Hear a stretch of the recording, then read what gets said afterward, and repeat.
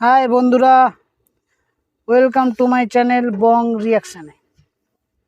আজকে রিয়াকশানটা দেব ইলিশ মাছ নিয়ে।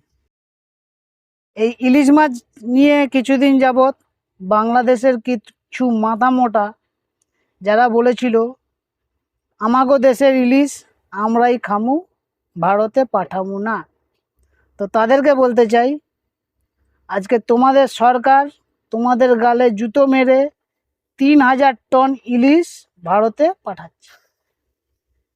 তো এই ইলিশ পাঠানোর কারণ কি?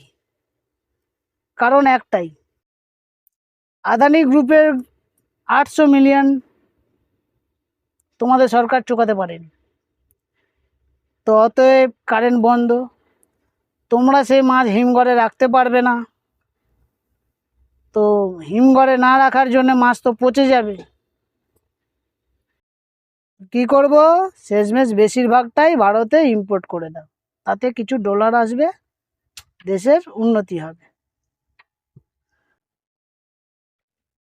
তো বাংলাদেশি সেই দাদাদের বলতে চাই, সরকার চলবে সরকারের মতো, তোমাদের মতো আবালের কথা শুনে সরকার চলবে না।